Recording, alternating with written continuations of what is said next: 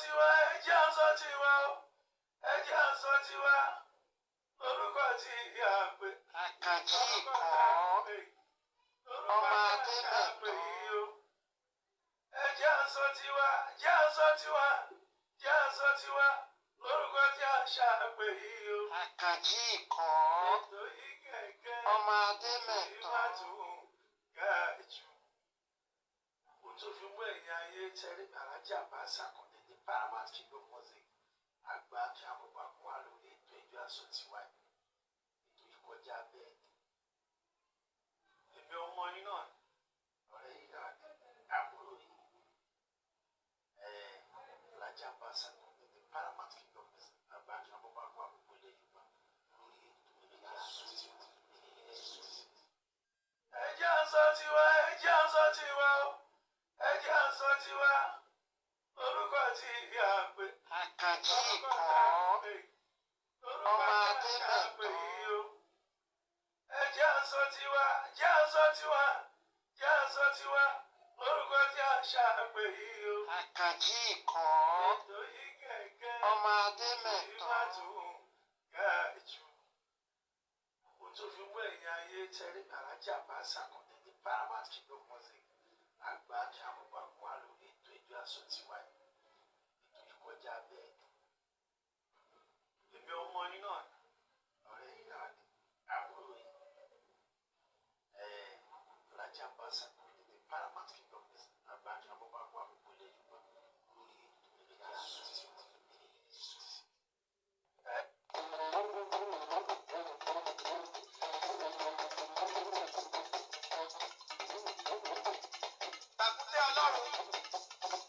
Tàkúté Ọlọ́run kì í gbé ní kábọ́, èmi lóníkálukú wulẹ̀ bàbá dánú sí. Apá ẹni dá gbogbo wa ló ká kálukú wa. Tó mo kí gbogbo ẹ̀yin olólùfẹ́ wa pátápátá, mo kí yín pé ẹ kú déédéé wòyí, a kú ìsinmi òpin ọ̀sẹ̀, a kú kó lè dà tàjọ ń bá àkí káàkiri. Ọba mi òkè yóò mọ wà pẹ̀lú wa o. Àbúrò kú ní ìṣẹ̀lẹ̀ sí wa níwọ̀nba àgbà àní níwọ̀nba ọjọ́ péréte yóò kù kí ọdún 2023 yìí ó parí. Wọn ò ní fèmí àtẹ̀yìn ṣàwátì. Ó jáde ńlé gèlè ẹ̀ ni ẹ fi wá, ẹ̀wù ẹ̀ ni ẹ fi wá. Tó kò ní rò pé bẹ́ẹ̀ gbólóhùn bẹ́ẹ̀ kò ní ṣẹlẹ̀ sí yín, bẹ́ẹ̀ ni ò ní ṣẹlẹ̀ sẹ́mi náà láṣẹ tòdùmarè. Tó mo kí gbogbo wa káàbọ̀ sórí àkọ́tún ètò wa ẹ jẹ́ ká sọ tiwa. Ẹ jẹ́ á sọ tiwa, ètò tí ó ń bá tẹ́gùn wọ̀ yá àjà lórí ìkànnì OJB TV ní ẹ̀ka èdè àbínibí gbogbo ọjọ́ mẹ́jọ gbogbo ọjọ́ ìsinmi ní dèdè agogo 5 lètò ọ̀hún yóò ń gòrí afẹ́fẹ́ lórí ìkànnì OJB TV Yorùbá pẹ̀lú èmi ọmọ yín ọ̀rẹ́ yín Aṣiwaju Olalekan Akanji ikọ́ Ademeto ọmọ bàbá ń jẹ̀rọ Ògbómọ̀ṣọ́. Máma sọ pé mi lọmọ òṣònú ilé ògbà àlọ́, ọmọ lásà òbómi tútù rẹ̀ ẹ̀là òjé oyè tẹ́bí àrídìí ògológun ọ̀kàkà mójóbi mí yàngìyàngì. Tó mo kí gbogbo wa káàbọ̀ sórí ìkànnì OJB TV Yorùbá níbi tá a ti ń tẹ́ pẹpẹ ètò ẹ jẹ́ ká sọ tiwa. Ẹ jẹ́ ká sọ tiwa lọ́jọ́ ti tòní. Kí ni nǹkan tá a fẹ́ rí sọ láwùjọ, níbo la ti fẹ́ jọ sọ tiwa? Torí mo máa fi nǹkan kan dá yín lójú pé màá mọ̀ sọ nǹkan pé ẹ jẹ́ káwa náà sọ tiwa o. Torí àwọn ará bí àwọn náà wà níbì kan lọ́wọ́ níbi tí wọ́n gbé ń sọ tiwọn lọ́wọ́lọ́wọ́. Kí ni nǹkan tá a fẹ́ gbé yẹ̀wò tá a bá débẹ̀ á yànnà náà òun ni pé àṣà kásà tó gba orí ẹ̀rọ ayélujára lórí àwọn tí wọ́n pera wọn ní content creator, àwọn tó jẹ́ pé wọ́n máa fi ọgbọ́n nú láti fi máa fi nǹkan kan sórí afẹ́fẹ́ kí wọ́n lè bá jèrè ọkàn àwọn ọ̀pọ̀lọpọ̀ èèyàn, kí wọ́n lè láwọn followers tí ó tẹ̀lé wọn. Ṣùgbọ́n irú ọ̀nà wo làwọn ní kálukú wọn ni wọ́n ń gbà lò? Ọ̀nà kan tó lòdì sí àwùjọ ọmọ ẹ̀dá ènìyàn, tó lòdì sí àṣẹ Olódùmarè, èyí tí ó wọ́pọ̀ lẹ́nu ọjọ́ mẹ́ta yìí ó nìkan tí àjọ gbéyàwó lórí ètò lọ́jọ́ ti tòní torí ẹ̀ mọ àwọn sọ pé ẹ jẹ́ ká sọ tiwa ẹ jẹ́ ká sọ tiwa torí àwọn ará abí náà sọ tiwọn lọ́wọ́lọ́wọ́ lókè lọ́hùn tó mo kí ìyá mi bá mi jókòó Anna Abọ́sẹ̀dé nílùú Italy mo kí yín pé ẹ kú ayẹyẹ ọjọ́ ìbí yín Olódùmarè tó sọ yín tó pa yín mọ́ láti dàyé ọdún tó ń lọ látọjọ́ ìbí yín títí tí ó fi di ọdún yìí kí á tó rìnrìn àjò ká tó pé 50 ọdún 50 years lókè èpẹ̀ kì í ṣe nǹkan tó kéré iṣẹ́ ńlá ni a dúpẹ́ f'Olódùmarè tí ó sọ yín tẹ́ fi pa ọdún yìí jẹ akálámágbò kò ní sàì pẹ̀gbẹ̀rún ọdún jẹ láṣẹ Èdùmàrè ẹ̀mí yìí tó sọdún yìí yóò ṣe tó ń bọ̀ yóò ṣe 60 yóò ṣe 70 yóò ṣe 80 yóò ṣe 100 yóò ṣàìmọye ọdún lókè ìpẹ́ láṣẹ Èdùmàrè tó happy birthday to you my lovely sister Abọ́sẹ̀dé Anna Ayabanjoko ẹ kú ọdún ẹ̀mí á ṣe púpọ̀ ọdún lókè èèpẹ̀ láṣẹ ti Tèdùmàrè tó ọ̀pọ̀lọpọ̀ ọdún wọ́n yẹn yín sí wa wọ́n ń kù wọ́n sì ń gbó ọwọ́ akẹ́nitán láyà tó tún lè jà.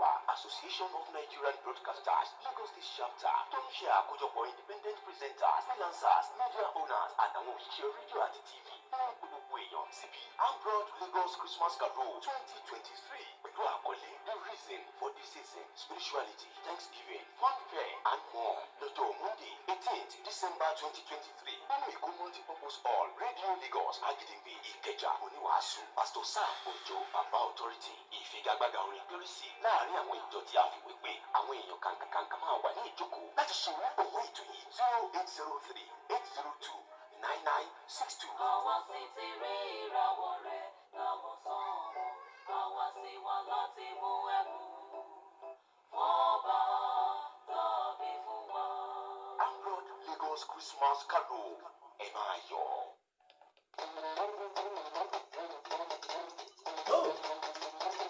Yorùbá ní ọdún là ó jìnnà Tàkúté Ọlọ́run. tó bá ti kọ̀la àtúnkọ̀la pẹ̀láṣẹ Èdùmàrè ọjọ́ tá a bá dá ní òkì ń pé àti ìdájọ́ ọjọ́ yìí ó ti kò láṣẹ Èdùmàrè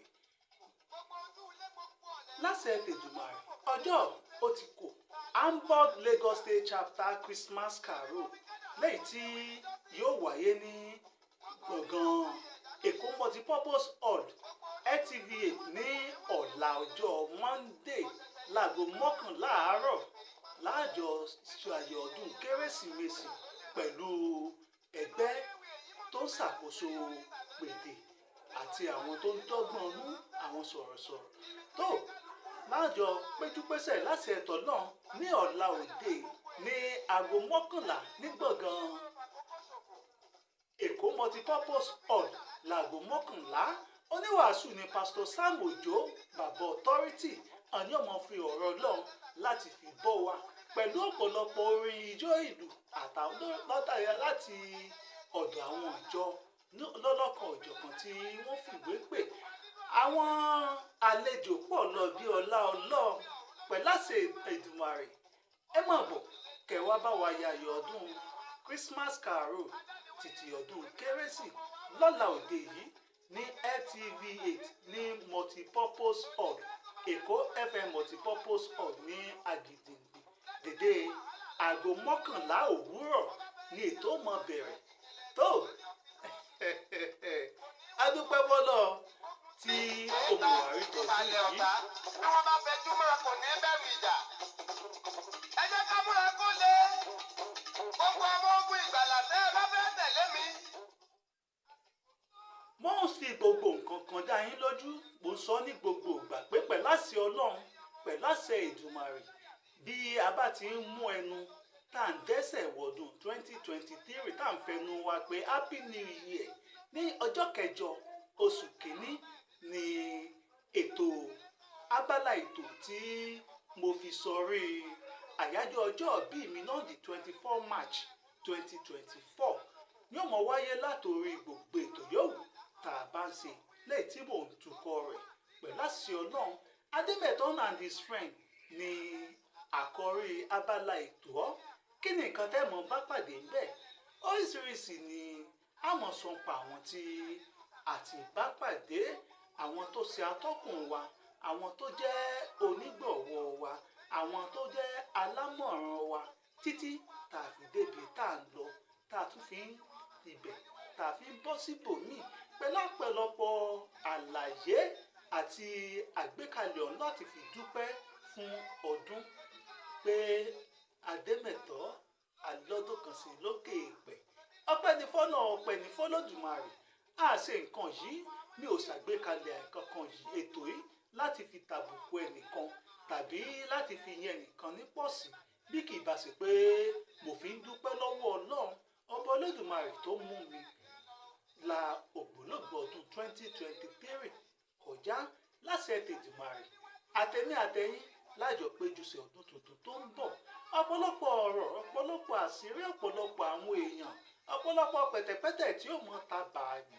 Ṣùgbọ́n nǹkan kan ni pé àgbékalẹ̀ ètò yìí àṣẹ láti fi kẹ́kọ̀ọ́ torí ìjàpá mọ́ ní àwọn ọmọ òun pé wọn ò kì í fi ọ̀rọ̀ ara wọn kẹ́kọ̀ọ́, wọn ò kì í fọ̀rọ̀ lọ́rọ̀ láti fi kẹ́kọ̀ọ́, láti fi kọ́gbọ́n, bí kì í bá ṣe pé èyí tó ṣẹlẹ̀ sí wọn. Tó àwọn àṣìṣe ẹnìkọ̀ọ̀kan ẹ jẹ́ ká jọ máa kẹ́kọ̀ọ́ níbẹ̀, ká jọ máa kọ́gbọ́n. Àwọn nǹkan kan lè wà tó lè dàbí àwàdà, tó lè dàbí pé kò yẹ kó rí bẹ́ẹ̀, ṣùgbọ́n ẹ jẹ́ ká ronú lé lórí. Tá a bá ti ronú lé lórí, a rí pé ẹ̀kọ́ wà níbẹ̀. Tó Ademeto and his friend, mo kí gbogbo wa pé a kú ojú lọ́nà, a kú ojú lọ́nà. Àyànlẹ́yìn ọba alágbára. Tó Wọ́n mọ̀ pé kíní kan ni o. gẹ́gẹ́ ni mo jókòó mi ọ̀rọ̀ àyànná tán. Ta ni kádàrá dámọ̀ yàtọ̀? Ìbá ni ká yẹ rí kádàrá kọrin ewì níjọ́sí. Gbogbo onílà káyè Mo kí ìdánlóyè. gbogbo Gbogbo ọmọ olójú dúdú ni wọ́n takò mí wọ́n lé wọ́n lé. Kọ̀ṣẹ̀ṣẹ̀ yẹ kí ọmọ Odùduwà pátá, mo kí gbogbo ọmọ Ìbàdàn ní Olúyọ̀lé, mo kí gbogbo wa pé a kú afẹ́fẹ́ra kù ti àgbà ọ̀jẹ̀ akéwì ni alásà ti ilẹ̀ Ìbàdàn, ẹ̀ bá sì ní ààrẹ alásà ti ilẹ̀ Ìbàdàn, omi ẹ̀kọ́ náà ni Alhaji Olalekan Moshood Adépọ̀jù tí wọ́n wọ̀ kalẹ̀ níwòyí ìjẹjọ ni ikú bàbá ló bá wa ń tàjábà. Ó lágbára bí ò bá kí ṣe pé àìsàn òun la rí wò, kò sẹ́ni tó rí tìtọ́ lọ́jọ́ sí i.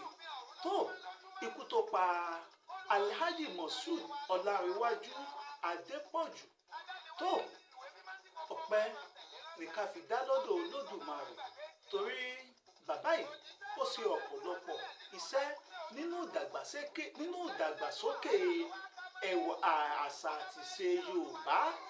Ẹ mọ̀ ìgbà náà là ń gbọ́ látàbẹ́nú ká gbọ́ orin wọn, ẹ máa wo bó ṣe ń já lalala. Olalekan Adépọ̀jù àgbà ọ̀jẹ̀. Àwọn àríkọ̀ṣe sí bàbá yìí ó pọ̀ lọ́pọ̀lọpọ̀ tá a bá ní ká máa sọ tàbí ká sọ nípa ọ̀nà tí wọ́n là á lẹ̀ tàbáwọn tí ó ti fi wọ́n ṣàríwò kọ́ sí, a rí pé ó kọjá bẹ́ẹ̀. Olalekan Adépọ̀jù àgbà ọ̀jẹ̀ akéwì, ọba akéwì tí gbogbo ẹ̀dá tí ó ń wò lẹ́yìn tó ń wò níwájú láti fi ṣàwòkọ́ṣe. Ikú tó pa Olalekan Adépọ̀jù yìí àdánù ńlá ló mú báràn ilẹ̀ Yorùbá, ló mú báràn Yorùbá torí ikú ńlá, ikú wọlé, ó sọ lédìlé ahoro. Olalekan Adépọ̀jù gbogbo bìṣó kẹ̀ bá ti wà lẹ́yìn ilẹ̀ rẹ̀ ní láṣẹ Èdùmàrè. Bó bá jẹ́ pọ́lọ́run là ń dúpẹ́ fún, ká jẹ́ kí wọ́n máa pè wá ní wèrè. Bó bá jẹ́ bí irọ́, ẹ wo tọ̀dọ́mọdé tí ń ṣàìsàn. Tí wọ́n bá sọ pé kí nọ́ọ̀sì ògún lábẹ́rẹ́, ṣebí kára rẹ̀ ó lè lé ní. Àmọ́ lójú irú ọmọ ọ̀hún kọ́, ṣebí nọ́ọ̀sì tó fẹ́ gún lábẹ́rẹ́ gan lọ̀tá ẹ̀. Ọ̀pọ̀ àwọn ẹni Èdùmàrè rán wa sí lásìkò tiwa. Wọn ò tàfẹ́ ẹjẹ́ tó rọrùn títà fún lẹ́gbẹ́. Ẹni bá ti fẹ́ lọ gbìyànjú tú ajá sílẹ̀ ní ọmọ jájẹ. Mo sì fẹ́ kó yé wa pé bẹ́ẹ̀ gan lọ̀rọ̀ òjíṣẹ́ rí tó bá fẹ́ tú wọn sílẹ̀ nínú ìgbèkùn èṣù. Iṣẹ́ tí ń bẹ níwájú wa ìsọ̀rí ló pín sí. Gbogbo ajá tó rọrùn títà fún lẹ́gbẹ́. Ká tó rí wọn tú wà láì iṣẹ́ líle ní. Ajá ti bẹ́kẹ̀ ìjà. Wọ́n yán yín sí wa, wọ́n ń kùn, wọ́n sì ń gbó. Ọwọ́ akẹni tó láyà tó tún lè jà. tó Ohun tó ṣàfihàn tó fi rìn wọ́n. ọpẹ́ ni fún Olódùmarè ọba tí ó dá ẹ̀mí gbogbo wa sí ká fi jọ wà lọ́jọ́ ti tòní gẹ́gẹ́ bí mo ṣe ń sọ òun náà lọ́ba tí a mọ̀ ronú kàn tá a mọ̀ dúpẹ́ fún gbogbo ìyóòwù tí Olódùmarè bá ṣe dáradára ni tó ọpẹ́ ní fọ́nà gbogbo ìdílé Adépọ̀jù pátá àkìyín ẹ̀kú àráfẹ́rákù ẹ̀kú lédè lẹ́yìn bàbá Ọláníwájú Adépọ̀jù tó lọ. Kí ni nǹkan tí a fẹ́ gbéyẹ̀wò lénìí? Mo sọ ṣáájú mo ní nǹkan tí àjọ yànnà náà kò sí lẹ́yìn àwọn tí wọ́n pera wọn ní content creator tí a bá wò lọ tí a wò bọ̀ kò sẹ́ni tó ní kí kálukú mọ̀ wọ́n náà ti jẹ ṣùgbọ́n ọ̀nà tí wọ́n ń gbà láti wá mọ́ wá jíjẹ mímu báyìí ó jẹ́ ọ̀nà kan tí a lè sọ pé ó lè mú ìbínú Ọlọ́run dání. Kí ni nǹkan? Kò dìgbà ẹ rí i pé ẹ̀yin tẹ́ ẹ̀ mọ́ ń bá wa bọ̀ ẹ̀yin òǹwòrán wa a ti fi fọ́nrán fídíò kan síta ní àìpẹ́ yìí lẹ́nu ọjọ́ mẹ́ta yìí tí ará wọn kan wọ́n ya sinimá nínú yàrá léyìí tó jẹ́ pé yíya sinimá tí wọ́n yà wọ́n gbé kámẹ́rà sílẹ̀ dàrẹ́tọ̀ wà níbẹ̀ kámẹ́rámán wà níbẹ̀ àwọn kan bíi méjì tó jẹ́ crew àwọn náà wà níbẹ̀ tó a wá rí i pé ọkùnrin àti obìnrin ni dàrẹ́tọ̀ ń bá sọ̀rọ̀ gẹ́gẹ́ bí nǹkan tí ó fẹ́ kí wọ́n ṣe. Kí ni nǹkan tó fẹ́ kí wọ́n ṣe? Nǹkan tó fẹ́ kí wọ́n ṣe yìí kì í nǹkan kọ̀ọ̀kọ̀ tí ò yẹ kí ó máa wà ní gbangba. Tí a bá ní pé ká sọ ká bẹ̀rù t'Ọlọ́run ká sì bẹ̀rù pé ọjọ́ iwájú. Èyí tí mo fẹ́ fàyọ gan-an nínú ẹ̀ ni pé àwọn tí wọ́n ń lò yìí kálukú wọn ò bẹ̀rù ọjọ́ iwájú wọn ò bẹ̀rù àtúbọ̀tán tàbí kí wọ́n rántí pé nǹkan kan padà ṣẹlẹ̀ lọ́jọ́ ọ̀la. Dàrẹ́tọ̀ ọkùnrin àtọkùnrin ẹni kí wọ́n máa bára wọn láṣepọ̀ ṣùgbọ́n bí àwọn òṣèré gidi tí abábí bàbá wa làgbà Adébáyọ̀ Sàlámì ọ̀gá Jídé Kòsọ́kọ́ àti àwọn kọ̀ọ̀kan léèrè tí ó bá tiẹ̀ wá pọn dandan pé wọ́n fẹ́ ṣàfihàn ibi tí wọ́n ti ń bá wọn lájọṣepọ̀ bóyá nǹkan kan ni wọ́n fẹ́ fàyọ níbẹ̀ ó ní bí wọ́n ṣe ń yà á kí làwọn nǹkan tí wọ́n ṣe tí wọ́n ń yà nígbà tí a bá rí bó tiẹ̀ jẹ́ pé wọ́n á rí pé ọkùnrin àtobìnrin wọ́n sùn lórí ara wọn wọ́n á mọ wá pílò ìrọ̀rí òní wọ́n á gbé sáàárín wọn wọ́n á gbé sí abẹ́ ọkùnrin á sùn lé eléyìí ò ní jẹ́ pé kí ká ẹnìkíní kó máa ní ìmọ̀lára pé ọkùnrin wà lágọ̀ọ́ ara wọn torí tí pílò tí wọ́n bá gbé sí láàárín méjì tọkùnrin bá sùn lé gbogbo bó ti bá ti wù kí ó máa ṣe ẹ̀wọ̀n nǹkan ọmọkùnrin ò ní máa kan tọmọbìnrin kò ní padà dá nǹkan míì lẹ̀ tí ó bá wá di pé bóyá wọ́n yàtọ̀ àwọn pé nǹkan kan ní the making yìí ní níbẹ̀ ni wọ́n á ti jẹ́ ká mọ̀ pé bẹ́ẹ̀ tẹ́ rí tà ń yà yìí kì í ṣe pé wọ́n lájọṣepọ̀ lóòótọ́. ó ní gàgà tó wà láàrin wọn, gàgà tó wà láàrin wọn ò ní pílò yìí. wọ́n á jẹ́ ká rí ọkàn gbogbo kálukú ó lè balẹ̀ pé kì í ṣe pé àwọn ọmọbìnrin wa tí wọ́n ń ṣeré orí ìtàgé yìí wọ́n ń tara wọn lọ́pọ̀, wọ́n ń ta ọjọ́ ọ̀la wọn jẹun. ṣùgbọ́n eléyìí ò rí bẹ́ẹ̀ lọ́wọ́ àwọn tí wọ́n ń ṣe content creator lórí Facebook. ẹ rí i pé kódà wò ní sọ fún ọmọbìnrin yìí tàbí kó jẹ́ pé wò ní sọ fún ọmọbìnrin yìí pé bí tí ó ṣe ṣẹlẹ̀ rí. ìmí mo wò kan láìpẹ́ yìí nínú kámẹ́rà tán láwọn ń set wọ́n sì ní kóbìnrin ó padà bọ̀ pátá nídìí ó sùn sílẹ̀ ọkùnrin wa sùn lé lórí. ẹjọ́ nígbà tí ara ò kì í sòkúta àbí ìtọ́jú bá rí yóò gbé lọ sí ibi ọpọlọ. ìtọ́pọlọ bá ti fi ojú tí ojú ti gbé lọ sí ibi ọpọlọ ó ní làákàyè ó tàrí wá síbi iṣan ara àti ẹ̀jẹ̀ kó tó di pé gbogbo ẹ̀ ó padà ṣiṣẹ́ papọ̀. á wà rí pé kò sí nǹkan míì tá a bá máa wo fídíò bíi 10 lórí Facebook á rí pé dàrẹ́tọ̀ kíní ti wọlé ó ti ń kanlẹ̀ ó ṣe kíní kan níbi tá a máa gbọ́ ọ̀yà do it well do it real let it make it real. so àwọn kíní túmọ̀ yẹn. ṣùgbọ́n nǹkan kan ni pé bí àwọn tí wọ́n ṣàgbékalẹ̀ kọ́ńtẹ́ǹtì yìí tí wọn ò bá bẹ̀rù Ọlọ́run tí wọn ò bẹ̀rù Olódùmarè tí wọn ò rántí pé ìbáṣepọ̀ ọkùnrin àtobìnrin ìkọ̀kọ̀ lọ́lọ́run ọba pè nǹkan kọ̀kọ̀. ó ní b'Olódùmarè bó ti ṣe ṣe kó tó fi ojú abẹ́ obìnrin síbi tó pamọ́ bẹ́ẹ̀ ó dẹ̀ ní tọ́nà ọba gbà lérò kó tó di pé ó fi ti ọkùnrin náà síbi tó pamọ́. tó gbogbo àwọn nǹkan wọ̀nyí àìbẹ̀rù Ọlọ́run àìbẹ̀rù Olódùmarè onìkan tó ń ṣẹlẹ̀. káti ẹ̀ wá sọ pé àwọn tí wọ́n ń ṣàgbékalẹ̀ kínní tó bá yẹ pé lóòótọ́ àwọn fẹ́ lo ìṣẹ̀lẹ̀ láti fi ní ọ̀pọ̀lọpọ̀ èrò torí owó tí wọ́n fẹ́ gbà lọ́wọ́ Facebook tàbí lórí Twitter àbí lórí TikTok wọ́n fi ń ṣàgbékalẹ̀. kí ló dé tí ìwọ obìnrin tí wọ́n ń lò tí o ti mọ̀ pé nǹkan tí wọ́n fẹ́ ṣe lélẹ̀ wọ́n ṣáà ti ṣàlàyé fún wọn láì pọ̀ lọ́pọ̀ director ni ó sọ pé àwọn ti ní pé kẹ́ẹ̀ka script. yes àwọn ti ní kẹ́ẹ̀ka script ẹ ti rí script ẹ ti kà á ẹ ti ṣègbà ẹ ti ṣàwo. tó nígbà tí o bá ní o torí owó o torí pé o tí ì jẹ́ nǹkan kan lọ́jọ́ tèmi tí o mọ tó o fẹ́ jẹ́ lọ́la àbí o tí ì bímọ lẹ́nìí wàá bímọ lọ́la o tí ì lọ́kọ lẹ́nìí o sì mọ̀ pé wàá padà lọ́kọ ni. kí ni tó dé tẹ̀ tara yín lọ́pọ̀? kí ni tó dé tí ẹ̀ ń bọjọ́ ọ̀la yín jẹ́?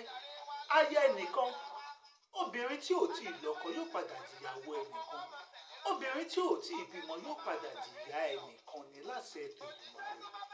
ṣùgbọ́n nígbà tán bá fi kinní sórí Facebook ẹ ti mọ̀ pé nǹkan tí wọ́n pa mọ́ kódà kámọ̀ rẹ̀ nìkan kan wò ó nígbà tó bá di àyájọ́ tí ó pé ọdún kan wọ́n á tún wú sẹ̀lẹ̀ wọ́n á wú jáde tó ẹ pé nígbà tí wọ́n bá ń padà á wú jáde ọkọ ilé rẹ̀ ló wò ó tàbí ọmọ tó o bí ló wo orú nǹkan báyìí irú ẹ̀dá wo ló fẹ́ jẹ́ irú kí ló fẹ́ yà tàbí káti ẹ̀ wá fìyẹn lẹ̀ ká sọ pé o ò tí ì bínú mọ̀ká òun orúkọ o ò tí ì lọ́lá òun gbàdúrà pé kí ọba òkè kó dá ọ lọ́lá o ò tí ì lówó wọ́n gbàdúrà kí o lówó kódà ibi tó ti ń gbàdúrà yìí ṣùgbọ́n o ti fò ní ìrẹ́ o ti fi bọjọ́ ọ̀la rẹ jẹ́ nígbà tó o bá dolówó o dolókìkí bóyá ipò ńlá kan ló wá fẹ́ bára ẹ̀ ó wá di pé ayé ló dayé olóṣèlú yìí ọ̀pọ̀lọpọ̀ ọ̀rọ̀ ẹ̀ ló ti ṣẹlẹ̀ sẹ́yìn ṣẹ̀rántí èyí tí ààrẹ ilẹ̀ Amẹ́ríkà tẹ́lẹ̀ Donald Trump tí ó ràn lọ́wọ́ ẹ jẹ́ ká máa retí, ẹ jẹ́ ká máa ronú ọ̀la, ká má fi èní, ká má fi ba ọ̀la wa jẹ́. Ó bá ti ṣe gbogbo owó àwọn nǹkan wọ̀nyí, ó wá ń béèrè fún pò pàtàkì kan lọ́la, tàbí wọ́n ti mẹ́ ó ti di èèyàn ńlá. Èyí tó ti ṣẹlẹ̀ lánàá rẹ, ó wá jẹ́ àtakò fún ọ lọ́jọ́ iwájú. Gbogbo ẹ̀yin obìnrin ni mo pè sákèésí. Bẹ́ẹ̀ bá jẹun lẹ́yìn, ẹ padà jẹun lọ́la, ẹ padà jẹ́ èèyàn. Ẹ má torí pé ẹ ń wá owó tẹ́ ẹ fi jẹun tàbí tẹ́ ẹ fi jẹ́ èèyàn, kẹ wá torí ẹ̀ kẹ bọjọ́ ọ̀la jẹ́. Bí bọjọ́ ọ̀la jẹ́ ni irú nǹkan báyìí lè jẹ́ sí. Ẹ jẹ́ ká jọ máa kẹ́kọ̀ọ́ nínú ìṣubú ẹnìkan. Mo sọ lẹ́ẹ̀kan pé Ìjàpá sọ pé àwọn ọmọ òun ò ní fọ̀rọ̀ lọ́rọ̀, wọn ò ní fi ṣàríwò pọ̀ sí, àfi kí wọ́n fọ̀rọ̀ títí wọn kí wọ́n fi kọ́gbọ́n. Ìṣubú ẹnìkan ẹ̀kọ́ ló yẹ kó jẹ́ fọ́mọlàkejì. Ẹ jẹ́ ká jọ máa kẹ́kọ̀ọ́, ẹ jẹ́ ká jọ máa ronú ibi tá à ń lọ, ká má torí èní, ká má fi bọjọ́ ọ̀la wa jẹ́. Ìwọ tó tààrẹ lọ́pọ̀, tó fi òwò ẹ̀ tó fi ń gbowó, tó fi ń wọ́wọ́ torí jíjẹ mímu, tí o ò tí ì mọ̀ tó lódùmarè pèsè lẹ̀ fún ẹ ní ọjọ́ ọ̀la. Ó ti wá fi tó fẹ́ jẹ lẹ́nìí, ó ti fi bọjọ́ ọ̀la jẹ́. Báwo ni ó ṣe jẹ́ fún ọ? Aburú ni ó jẹ́ ni. Ọ̀pọ̀lọpọ̀ èèyàn náà láti rí, ó sì rí ìṣẹ̀lẹ̀ ló sì ṣẹlẹ̀. Ọ̀pọ̀lọpọ̀ nǹkan láti kà tí àwọn tó ṣẹlẹ̀ síbẹ̀ tí wọ́n ti fi ìgbà èwe tí ìgbà èwe wọn tí wọ́n ti lò bí ó ṣe yẹ kán lò. Ìgbà èwe ọ̀hún ló wá ń ṣalátakò nígbà tọ́jọ́ ogbó dé, nígbà tí wọ́n nílò láti jàǹfààní ara wọn, nígbà tí Olódùmarè fẹ́ san wọ́n lẹ́san gbogbo làálàá kókò tí wọ́n ti fi ìgbà èwe ṣe. Kí ló dé? Ẹ jẹ́ ká máa ronú. Bó ṣe ń bẹ ẹ̀yin tí ẹ̀ ń jẹ́ content creator, ẹ má fi torí jíjẹ mímu tiyín àbí owó níná lílò tiyín láti fi gbàgbèsè ayé àwọn ọ̀dọ́ yòókù jẹ́. Gbogbo àwọn nǹkan tẹ̀ ń ṣe yìí, erémọdé tàbí ká sọ pé eré orí ìtàgé òun ni.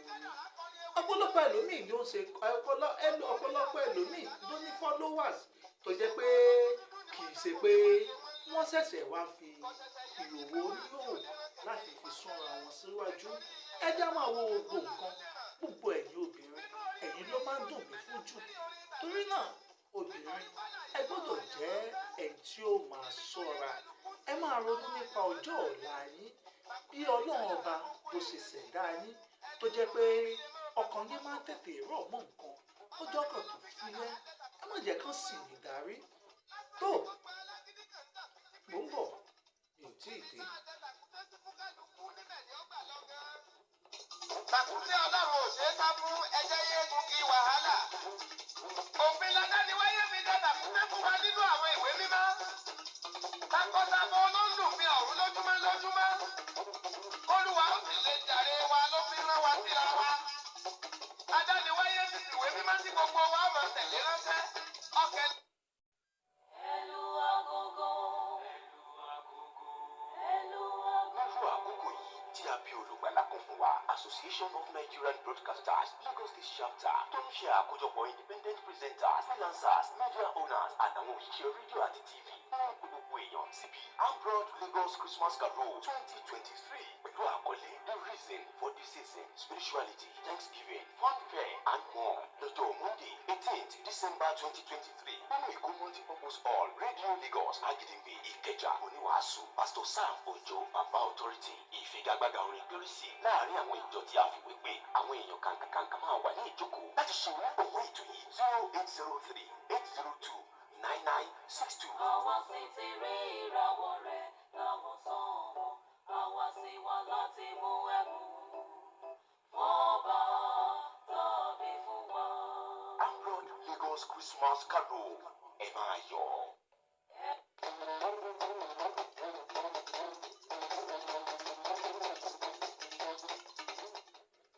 Tó, kò jẹ́ bí ó ṣe jẹ́ lórí ètò ìdọ́jọ́ ti tòní.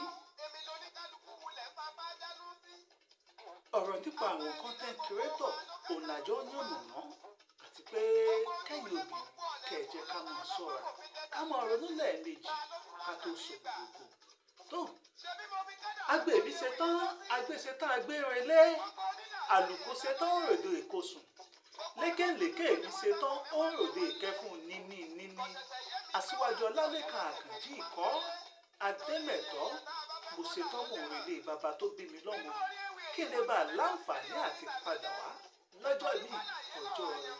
Ǹjẹ́ títí ọjọ́ mẹ́jọ tí a tó pàdé lórí àkọ́tún ètò Ẹ Jẹ́ Ká Sọ Tiwa ire lójú owó rí o tó à ń retí gbogbo yín pátá ní Hamburg Lagos State Christmas Carol wa ní ọ̀la láṣẹ Èdùmàrè aago 11 àárọ̀ lè tó bẹ̀rẹ̀ lábẹ́ oníwàásù wa Pastor Sam Ojo bàbá authority aago 11 ni ètò bẹ̀rẹ̀ ẹ wá gbàdúrà ọdún kẹsì jẹ́ kájọ jíjọ ọdún kájọ yọ̀ àlàáfíà Olódùmarè ó mọ̀ bá gbogbo wa gbé tó títí ọjọ́ mẹ́jọ ire o ire kàbìtì ire tójú owó rí lójú ọjọ́ máa rí wọn ò nífẹ̀ẹ́ mi àtẹ̀yìn sàwátì lọ́jọ́ ìgbìmọ̀. òjìṣẹ́ tó bá fẹ́ tú wọn sílẹ̀ nínú tàkúté ojú dúdú dájú